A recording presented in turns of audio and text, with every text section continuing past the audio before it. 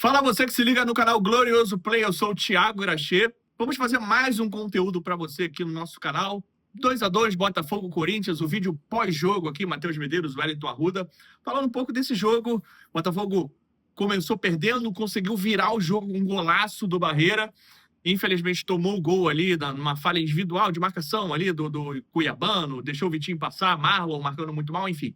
Botafogo tomou o empate no final, mas acho que, para um contexto geral, falando de classificação, de campeonato, pontuação, o empate saiu ok, né? Matheus Medeiros, começando pelo Matheus, o que você achou aí desse resultado? Como o Botafogo se comportou no jogo? O empate no final? Fala aí.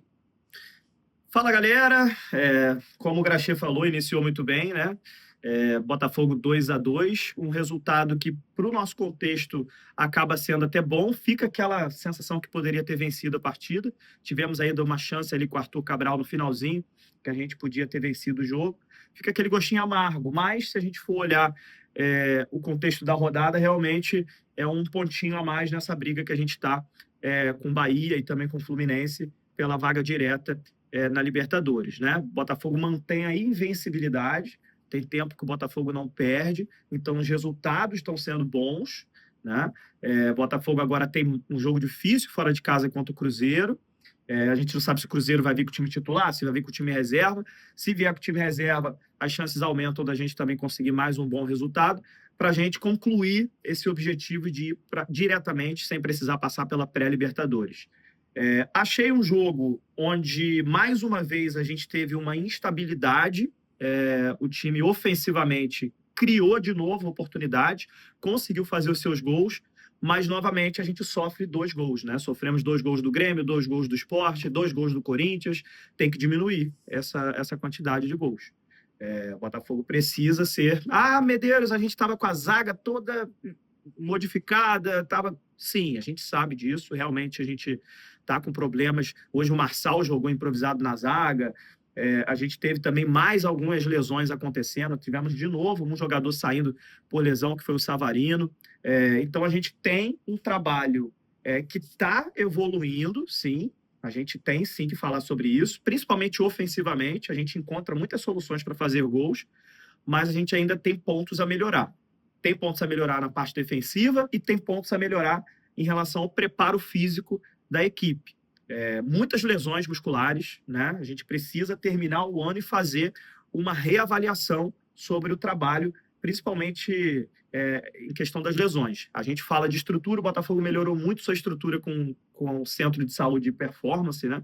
Então, está realmente acima do ponto a questão das lesões musculares. Toda semana é um jogador diferente. Treinando, tem lesão muscular. Jogando, tem lesão muscular no meio do jogo. Rodada passada foi o Danilo, hoje foi o Savarino. Na próxima, provavelmente, vai ter mais alguém. Alguma coisa a gente vai ter que reavaliar em relação a isso. Mas, para finalizar aqui a minha opinião, acho que a gente traz um ponto de Itaquera que pode ser um ponto decisivo para a gente conseguir essa classificação direta na Libertadores. Jogo difícil contra o Cruzeiro, mas a gente finaliza em casa contra o Fortaleza. Dá para a gente buscar essa vaga. Eu vou pedir a palavra já do El, mas falando um ponto que você especificou das lesões. O John Textor, ele fez um vídeo, né? Ele participou da live, né, com o TF, uma ótima live com o TF. O TF reuniu todos os influenciadores. E o John Textor soltou algo que me chamou a atenção, que ele falou que, infelizmente, tivemos muitas lesões e muitos jogadores não estiveram disponíveis durante o campeonato. Passa a impressão de que foi algo casual, acaso, sorte, azar, quando a gente sabe que existe uma preparação física para isso. Esse ano, como bem falou o Matheus, ali da lesão do Savarino no jogo, enfim, esse ano a gente teve um número muito acima do normal, daquilo que é aceitável. E aí eu já vou pedir a opinião do Matheus, e aí peço a palavra do El também a respeito do jogo e a respeito dessa questão física. Primeiro eu vou falar com o El sobre o jogo e já puxa nesse gancho aí da questão física dos jogadores e da entrevista do Textor, né? Como se isso tudo fosse uma coisa ocasional, casual, né? Sorte, azar, sim, quando na verdade tem uma preparação física. Primeiro, um abraço para a rapaziada que está nos assistindo. Sobre o jogo, mas como o Matheus comentou bem, um ponto em Itaquera é um resultado bom, né? Principalmente imaginando a tabela na luta pela classificação direta para Libertadores, mas ficou aquele gostinho de poderia mais, né? Porque o Botafogo fez o mais difícil, né? Que é conseguir a virada em Itaquera, é sempre muito difícil, apesar de ser uma temporada que o Corinthians está batendo recorde de derrotas em casa, né? Não é tão costumeiro eles perderem em casa assim, mas é muito difícil você virar um jogo lá dentro com a pressão da torcida. 39 mil torcedores do Corinthians estiveram presentes lá em Itaquera, e mesmo assim o Botafogo consegue virar o jogo, mas sofre o empate ali, numa falha muito grande de marcação do Cuiabano, do Marlon Freitas, e a gente sofre o empate que deixou aquele gostinho, né, de poderia sim, né? O Botafogo conseguiu virar o jogo, conseguiu, né, até certo ponto conquistar a vitória, mas por um detalhe ali, por uma falha na marcação, acaba deixando 2 pontos pelo caminho. Mas é um resultado importante para o Botafogo, um resultado que vai novamente consolidando o Botafogo nessa briga. E a gente oscilou, como o Matheus falou, só que dessa vez a gente oscilou diferente, né? Normalmente a gente oscila no primeiro tempo e no segundo tempo, né? A gente joga bem o primeiro, no segundo tempo vai mal. A maioria das vezes acontece isso. Hoje foi diferente. O primeiro tempo foi muito ruim mesmo, né? Desde os 7 minutos ali, quando o Corinthians abriu o placar, o Botafogo foi uma bagunça. E depois, meio que por acaso, talvez, né? Porque a lesão do Savarino, a gente começa a fazer substituições, o Monturo entra muito bem no jogo, arrebentando com o jogo, e eu acho que a grande notícia desse final de temporada do Botafogo é o Barreira, né? Barreira marcou um golaço, jogou demais. Nas outras oportunidades que ele já entrou com a camisa do Botafogo também, ele vem mostrando bom futebol, então acho que o Barreira é a grande notícia, a gente pode dizer assim, já pensando na temporada 2026. E sobre as lesões, cara, é isso, né? É um trabalho que a gente vem questionando há muito tempo. Igual ano passado a gente fala, ano passado nesse fim de temporada, melhor dizendo, o Botafogo estava voando fisicamente, 0 lesão, agora é o oposto, né? Fisicamente a gente vê a equipe ainda um pouco abaixo, por mais que parece estar evoluindo um pouquinho, e curiosamente parece que o Botafogo evoluiu fisicamente depois que o David falou na entrevista que ia mudar a carga de treino. Parece que isso surtiu efeito fisicamente na equipe. Mas na questão da lesão não tem como, né? Não é um acaso, a gente não pode tratar como, que pena, né? Por falta de sorte o jogador lesionou. Mais uma vez, jogador lesionado, é no treino, é no jogo, é amistoso, os caras estão se lesionando até em folga, pô, nunca vi isso. Então, assim, não dá, né? O David, a gente sempre comenta aqui, ele é um treinador que é promissor, né? Eu não considero ele pronto para o Botafogo. Tenho lá minhas dúvidas se ele deve continuar no Botafogo, mas em relação à comissão técnica dele, e principalmente a questão da preparação física, eu acho que não resta dúvidas que está muito fraco, está muito abaixo, está lesionando muita gente. O Botafogo está sofrendo muito com isso durante toda a temporada. E alguma coisa precisa ser feita, ou pelo menos reavaliada, né, para a gente poder pensar numa melhoria na próxima temporada. Vou chamar o Matheus Medeiros para esse debate sobre a questão física dos jogadores. E aí vou deixar uma polêmica. Vou trazer o debate que a gente teve essa semana do nosso grupo lá, né? Enfim, do Glorioso Play, do nosso grupo de amigos. Vou trazer uma polêmica para cá. Sequência de trabalho. Acho que a gente concorda que o David não é um péssimo treinador, não é um treinador ruim, ele está aprendendo, mas concordamos também que a comissão técnica dele é abaixo do que se espera para um projeto muito grande como esse do Botafogo. Concordo quando o Matheus fala, né, nas nossas lives, que a gente é um projeto que acabou de ser campeão da Libertadores, do Campeonato Brasileiro, e essa comissão, talvez o David, discordo quando fala do David, mas concordo quando fala dessa comissão especificamente, talvez deixe algumas falhas em relação a esse planejamento físico. Aí vou trazer a polêmica para cá. Para continuidade, vamos pensar na possibilidade do David permanecer. Existiria a possibilidade de uma conversa para que se troque ou talvez faça uma manutenção nessa comissão? Bom, eu acho que, pelo menos eu não acho muito comum a gente ter uma troca de comissão técnica e manter só o treinador. Eu acho que, geralmente, o treinador ele vem junto com a tua equipe de confiança. E foi o David que montou essa equipe. Então, eu acho muito difícil que a gente chegue no final do ano e fale assim, olha, David, queremos continuar contigo, mas você precisa trocar o teu preparador físico, precisa trocar o teu auxiliar. Acho que isso não deve acontecer. Então, a escolha do Textor no final do ano vai ter que ser a seguinte: mantenho o David e sua comissão, e aí preciso ter reuniões para cobrar eles mudanças, né? Na questão física, na questão como um todo, no trabalho da comissão técnica, da equipe inteira. Dou esse voto de confiança, resolvo continuar, mas cobrando uma evolução nisso, ou ele vai chegar no final do ano e vai falar, olha, eu preciso trocar a comissão técnica toda, investir em alguém mais experiente, em alguém que talvez possa fazer um trabalho melhor, não só sendo treinador, mas sendo também o pacote inteiro, como auxiliar técnico, como preparador físico, enfim, toda a comissão técnica. A escolha do David como treinador é uma responsabilidade do John Textor.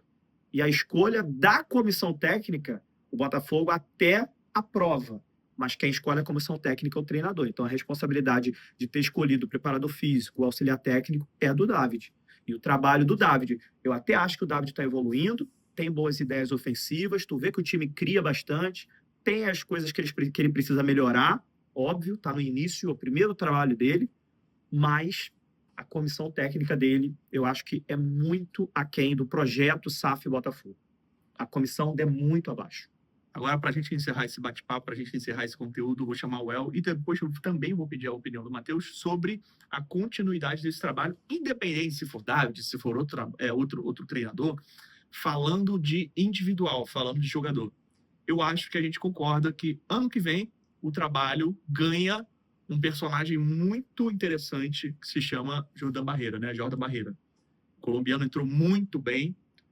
Curiosamente, só tinha feito uma partida antes, 5 minutos, ali antes de ir para a seleção colombiana.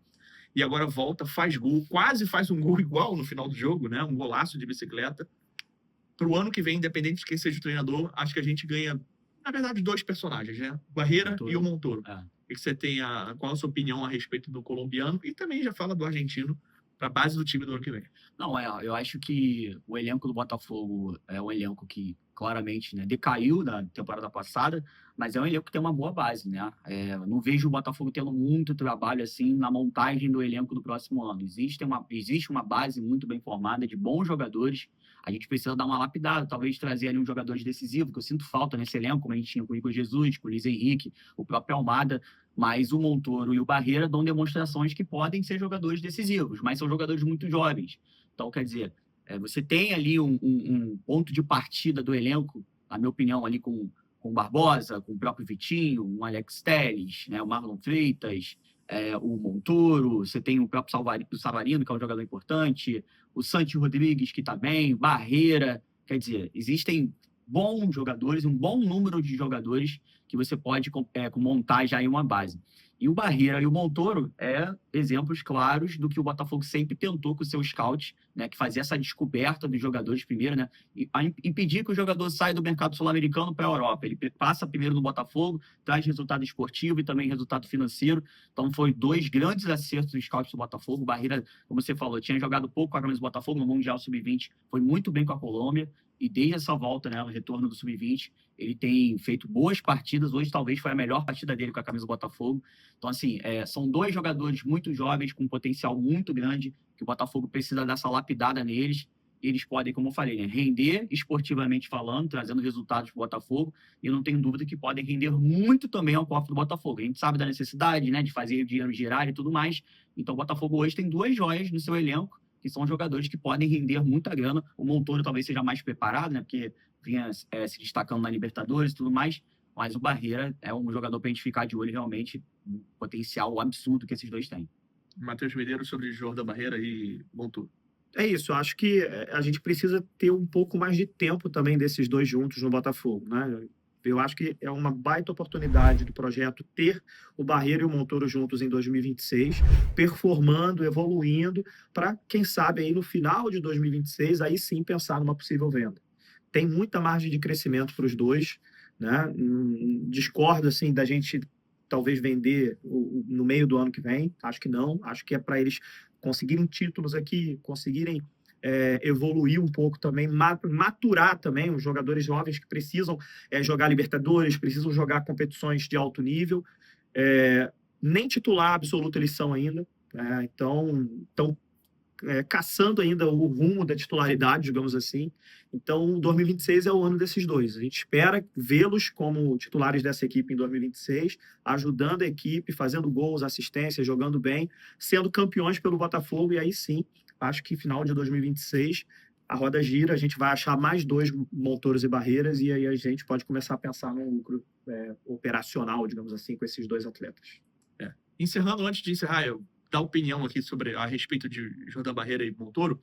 O Textor fala na live, né, com os influenciadores, que antes de ser campeão para a torcida, a gente precisa ser campeão para os jogadores, e aí cumprir palavra de vender esses jogadores para chegar na Europa ou alcançar coisas maiores na carreira. Acho que, não sei se vocês concordam comigo, antes de cumprir essa palavra, óbvio que é importante que esses jogadores alcancem voos maiores na Europa, mas criar identificação para a gente, para a torcida e para novos jogadores que venham para o Botafogo, né? Que possam vir para o Botafogo. Falar, olha, eu quero ser um novo Montoro, eu quero ser um novo Barreira, eu quero ser talvez o novo Marlon Freitas, que tem identificação também, um Barbosa, antes de vender esses jogadores. Então, existe sim a cultura de cumprir a palavra com esses jogadores, mas eu acho que em algum momento se antecipa isso muito antes desses jogadores criarem uma identificação. A gente já viu o Igor Jesus, a gente já viu outros jogadores que foram vendidos, Jair, enfim. Para a gente Jair encerrar. principalmente. Jair principalmente. O que vocês Jair acham dessa cultura de criar precisamos cumprir a palavra com os jogadores, mas antes mesmo de criar uma identificação para o próprio clube, né, Matheus Videira? Desde que teve a negociação do Almada, né, o torcedor ficou muito com isso na cabeça. Quanto tempo o jogador vai passar aqui no Botafogo? Mas a situação do Almada foi uma situação atípica. Ele não queria nem vir para o Brasil. Ele veio para o Brasil já sabendo que em 6 meses ele iria para o Lyon. Então, é uma negociação que a gente não pode tratar como comum, né? Tivemos que convencer o jogador a vir aqui jogar 6 meses e ser campeão. E foi isso. Ele foi convencido por conta disso. Ele tinha no contrato dele que depois de 6 meses ele ia pro Lyon e não passava mesmo, assim, pela cabeça dele. Eu lembro que eu conversei, inclusive, isso com o Textor, e o Textor falou, olha, não passava pelo projeto de carreira do Almada vir para o Brasil. Era sair da MLS direto para a Europa. E aí ele vem, é campeão brasileiro, campeão da Libertadores, e depois vai continuar, digamos assim, o projeto de carreira dele. Então, assim, a questão do Almada foi à parte, em comum. Agora, precisa, sim, criar essa cultura. O que aconteceu, por exemplo, com o Jair Cunha é algo que a gente não gosta de ver, né? Um jogador que acabou não ficando nem 6 meses aqui, foi comprado, parece que passou aqui, fez um pedágio aqui e foi para outro lugar já. Precisa, pelo menos, ficar uma temporada inteira, né? Por isso que eu acabei de falar aqui. Deixa 2026 o Jordan Barreira e o Montoro jogarem aqui titularidade, ser campeão, criar identificação com o torcedor, e aí depois vai seguir a carreira deles, porque é o natural. O Montoro vai jogar na Europa, isso é fato. O Barreira vai jogar na Europa, isso é fato. Mas deixa criar pelo menos uma questão de, quem sabe, virar um ídolo aqui, né? Para isso você precisa pelo menos de uma temporada cheia, né? Sendo destaque, ganhando títulos. E a gente viu. O Luiz Henrique ficou aqui uma temporada e já saiu daqui como ídolo da instituição. Vale, tua Rúlio. Não, também concordo plenamente. Acho que essa identificação é algo que está um pouco em falta, assim, né, no Botafogo. A gente perde muito isso. E um jogador desse nível, assim, como o Matheus falou do Igor Jesus e o Luiz Henrique, são jogadores que trazem novos torcedores, né? As crianças você vê por aí imitando a comemoração deles, né? Então isso traz muito torcedor, né? A identificação, você formar um ídolo, a gente entende que o cara uma hora ou outra vai jogar na Europa, faz parte, né? O projeto de carreira deles, a maioria dos jogadores sonham com isso, é natural. Mas eu acho que tem que existir um projeto também de identificação desses caras ganharem títulos, da marca deles serem associadas ao Botafogo, até para quem sabe no futuro os caras cogitarem voltarem ao Botafogo também, como é com o Igor Jesus, com o Luiz Henrique, que falam isso abertamente em entrevista. Então, eu acho que 2026, especificamente falando sobre o Barreira e o Montoro, é um ano para a gente transformar esses jogadores em protagonistas no Botafogo. Aí sim, depois que eles forem protagonistas aqui, se Deus quiser terminar a temporada com títulos e tudo mais, aí naturalmente eles podem seguir o caminho dele, mas com as marcas registradas deles aqui, com idolatria da torcida e tudo mais. Acho que isso é muito importante até para o processo funcionar, né? O cara só passar aqui e sair, talvez acabe também não ficando tão interessante até para o próprio jogador vir jogar aqui. É isso. Conteúdo pós-jogo, Botafogo e Corinthians, 2-2. A vitória escapou por pouco, mas no contexto geral foi positivo. Trazemos, né, como bem falou o Matheus, 1 ponto de Itaquera. Próximo jogo, Botafogo e Cruzeiro, na quarta-feira. Quarta-feira, lá em Belo Horizonte. Faremos mais uma live, né, pré-jogo, antes do jogo, claro, contra o Cruzeiro. E você que acompanha a gente até aqui, se inscreve no canal, deixa seu like, torne-se membro para acompanhar notícias exclusivas, principalmente nessa fase de contratação que vai chegar agora, dezembro, janeiro, Medeiros trazendo furo em primeira mão, furo toda hora, né? Dando furo toda hora. Então, lá ele. Então, traga Torne-se membro para fazer parte dessa família, família Glorioso Play. Deixa seu like nesse conteúdo se você gostou, tá bom? Até mais, até a próxima. Tchau, tchau. Teremos live amanhã. Amanhã, tá? exatamente. Na verdade, amanhã, exatamente. Segunda-feira, 8h30 da noite, Tradicional. live. Compartilha com todo mundo e vem para cá também. Um abraço.